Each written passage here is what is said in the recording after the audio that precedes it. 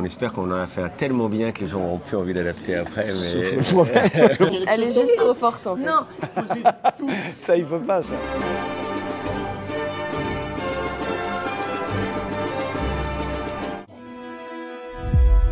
Qui êtes-vous? Je suis le comte de Monte Cristo. Nous prendrons tout le temps qu'il faut pour être prêts à se venger.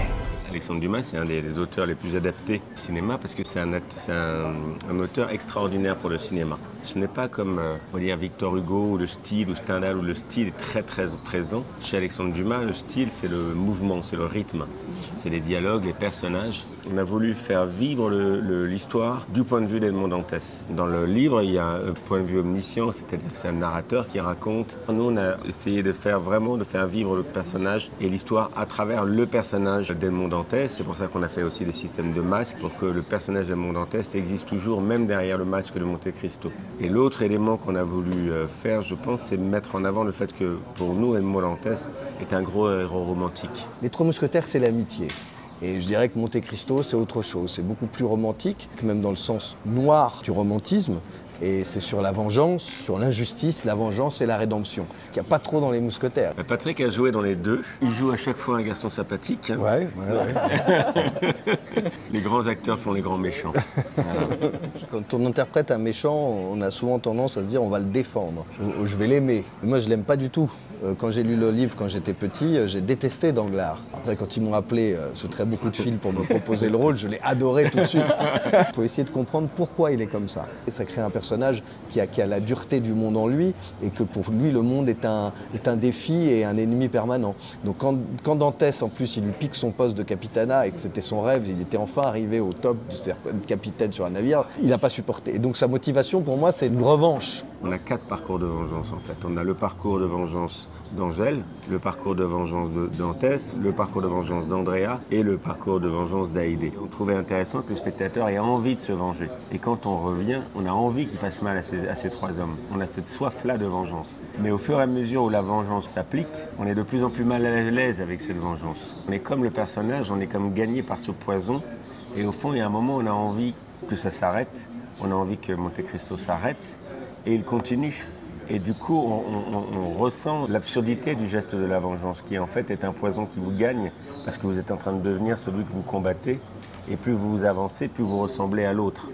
Le film, donc, on a le succès en France qu'on a, on a dépassé les 9,3 millions hier. C'est le plus grand succès pour un film français qui ne soit pas une comédie de l'histoire. Ouais, de l'histoire.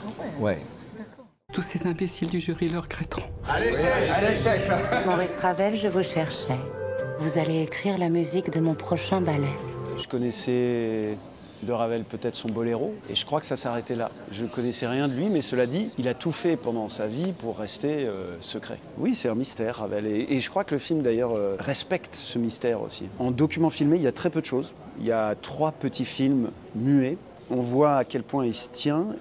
On voit à quel point la présence de la caméra le dérange. Et après, en effet, sur les représentations, il apparaît toujours avec sa cigarette, mais il fumait tout le temps comme un fou. J'ai eu la chance de rencontrer un pianiste qui s'appelle Alexandre Tarot, qui est un des plus grands pianistes actuels et un grand spécialiste de Ravel. Surtout, il me dit, c'est le compositeur que je joue qui est le plus sexuel. Alors que tout dans la vie de Ravel semble asexué. Il aurait tout mis dans sa musique. C'est-à-dire qu'il y a ces 3 personnages féminins qui, donc joués par Emmanuel DeVos, Jeanne Balibar et Doria Tillier. Donc il y a un rapport d'autorité peut-être avec Ida qu'il pousse dans ses retranchements. C'est ça qui va faire, qui va créer cette œuvre aussi. Emmanuel DeVos, il y a un compagnonnage, mais c'est presque un duo comique avec Doria Tillier, donc le personnage de Missia. Il y a un rapport amoureux, sensuel, de charme, mais qui ne va jamais jusqu'au bout. Ça n'est que mon interprétation, mais moi je pense que Ravel est resté un enfant toute sa vie et qu'il n'a même pas accès en fait à la sexualité. Chez lui, il y a aussi plein de petits jouets pour enfants, des petits bibelots. Il adorait les enfants, il adorait jouer avec eux. Il n'a jamais grandi en fait. J'ai eu 1 an pour le préparer, ce rôle, donc ça c'est assez luxueux. L'autre chance que j'ai eue, c'est que j'ai été accompagné au piano par un professeur exceptionnel. Je pratiquais, mais un tout petit peu, c'est-à-dire que je savais jouer Let It Be des Beatles, pas beaucoup plus, quoi. Mais vraiment, pas terrible, quoi. On disait de lui que c'était un pianiste nul. Il joue mal, et même dans sa correspondance, il le dit souvent, Il dit là j'ai joué à Londres, c'était une catastrophe. Sont éliminés au premier tour Ravel.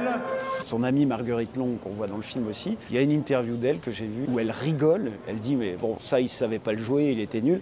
Et en chef d'orchestre, il était pitoyable. Moi je me suis dit je vais quand même pas jouer ça parce que les spectateurs vont se dire pas possible. Parfois il faut faire des entorses à la réalité pour que ça soit crédible. Et donc ça a été du travail long au piano. Mais je suis quand même très content d'avoir pu jouer certains morceaux. Et le travail de direction d'orchestre aussi, ça a été pareil, ça a été long et rébarbatif. Quand les scènes sont arrivées, que j'ai pu les tourner avec les instrumentistes, mais ça a été, franchement, dans ma carrière, ça a été un moment dont je me souviendrai toute ma vie.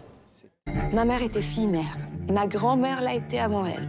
Et mon arrière-grand-mère... une longue dynastie de filles-mères qui n'a rien de traditionnel. De circonstances a fait que le caractère qu'elle avait, les ambitions qu'elle avait, a repoussé les hommes qui étaient extrêmement machos, qui le sont encore aujourd'hui, mais à l'époque, on peut imaginer à quel point ça l'était. Je pense qu'effectivement, ce n'est pas un choix, c'est leur caractère, c'est leur réaction face à la société, mais qu'au final, ça devient une petite fierté. Bah oui. Même si au moment de sa mort, elle dit à sa fille, ne fais pas comme moi. Parce que... Il y a Madame du Rocher, c'est le film, mais il y a toutes ces galeries de personnages qui sont toutes des femmes qui rencontrent des problématiques d'oppression et de difficultés aussi. Du Rocher, on comprend, on voit tout son affrontement avec le patriarcat, avec le monde médical. Pour le monde, à cette époque-là, très certainement, les femmes étaient... oui, comme c'est encore le cas dans plein de pays en ce moment, quoi. Les femmes sont considérées à l'égal d'un animal, d'un chien. C'est vrai qu'on est plus voué à la réaction qu'à l'action. Et même, par exemple, ton personnage, le personnage de Du Rocher, jeune, quand c'est à la suite d'un viol qu'elle va devenir, qu'elle va s'habiller en homme. Mais oui, bien sûr. Donc, c'est pas une volonté, genre, ouais, moi, je vais être un mec, je vais être pareil que les hommes, c'est bien d'être un homme. Non, elles s'en foutent de ça, c'est pas ça. De se réinventer dans un autre pays, j'en sais quelque chose. Moi, je suis canadienne et j'ai émigré en France. Rien de comparable avec ce que vivent ces personnages. Hein. Mais je veux dire, c'est que quand on va dans un autre pays, se réinventer, c'est à la fois excitant, mais c'est beaucoup de difficultés. Les gens ne se rendent pas compte. L'anglais, je l'ai appris, c'était super dur aussi. Tout est dur, c'est très dur de vivre dans une autre langue. Par exemple, les gens croient que je suis canadienne, mais que tous les Canadiens parlent anglais, c'est faux. Moi, je l'ai appris chez Berlitz, j'ai beaucoup travaillé, c'est très dur. Et là, sur le film, le portugais, j'ai trouvé ça, mais c'est pas facile. Hein. C'est la musicalité de la langue, c'est rien de logique, quoi. C'est très bizarre. J'avais l'impression que vous parliez déjà, j'ai même cherché après, je disais, peut-être qu'elle a la famille portugaise.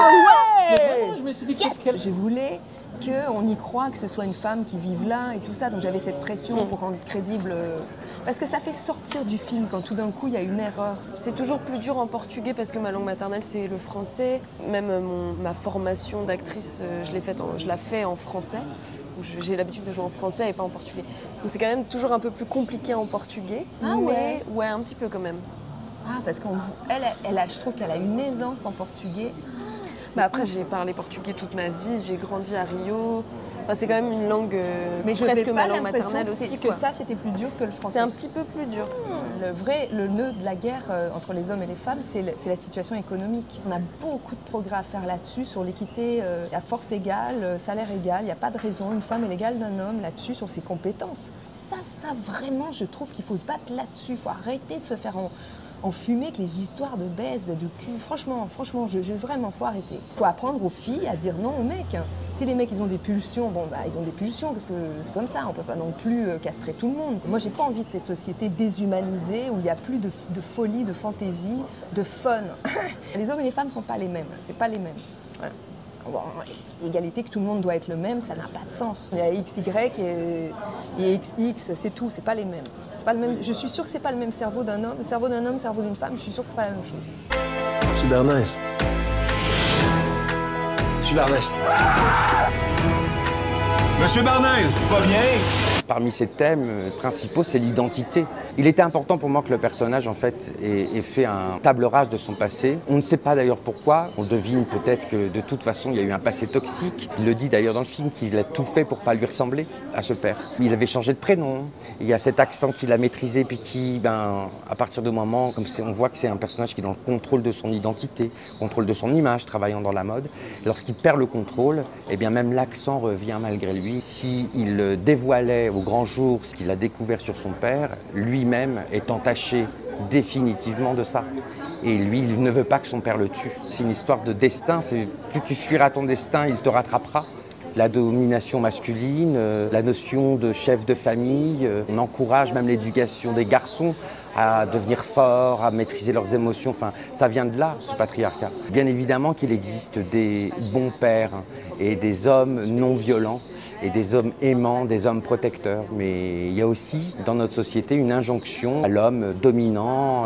On dit le monstre, mais en fait je crois que c'est pour nous rassurer, ce ne sont pas des monstres, ce sont des humains. Il faut accepter que l'être humain peut aussi commettre des actes monstrueux. Donc je réutilise vraiment la place du spectateur dans la tragédie. Quand je parle de tragédie, je parle du tragédie au sens grec du terme. Hein. On faisait venir les gens de la cité pour assister à des spectacles, pour susciter chez eux la terreur et la pitié. Aujourd'hui, on ne peut plus parler de terreur et de pitié, mais on pourrait parler, en tout cas, le spectateur d'aujourd'hui, c'est la tension et l'empathie. L'empathie, c'est comprendre.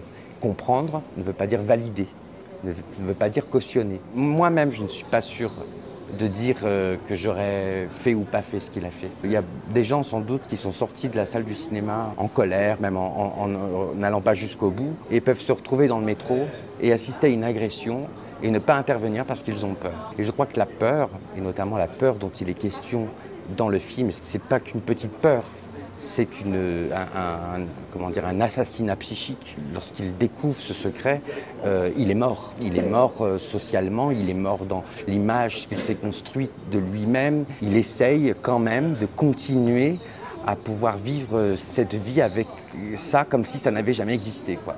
Et c'est ça le problème. Je m'étais en fait préparé au fait que de toute façon je serais dans la déception.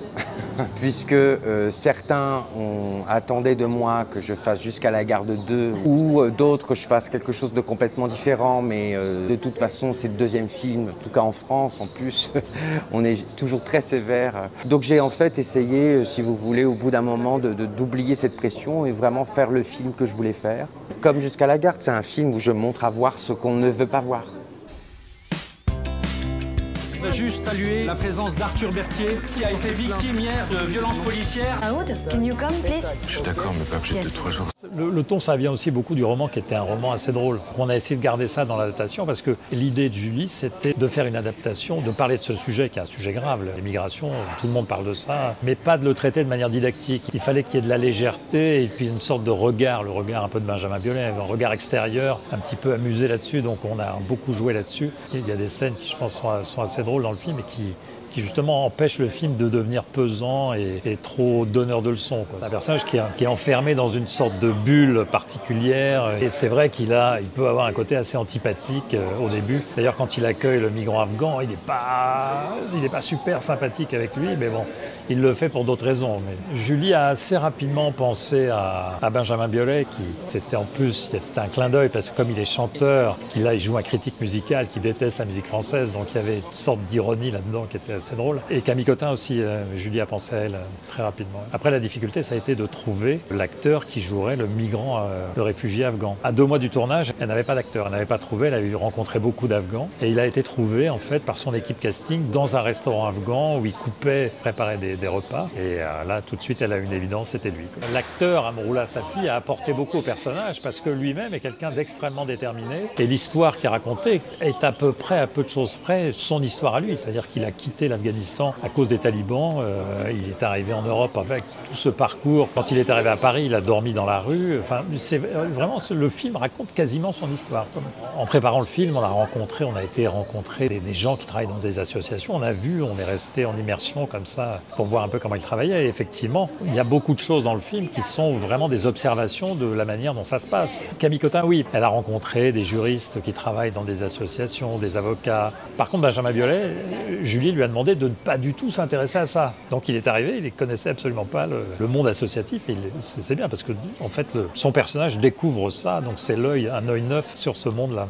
Je pense que pour le public brésilien, ça doit être assez exotique. C'est pas une question qui soulève beaucoup de passion ici, mais donc je pense que c'est un côté exotique et intéressant, je pense, pour le public brésilien de voir ça. Et puis c'est toujours intéressant de voir comment est reçu un travail qu'on a fait et dans des cultures différentes. Eh ben, merci beaucoup. Je vous en prie, merci. Merci à vous. Merci beaucoup. Merci beaucoup de nous avoir interrogés.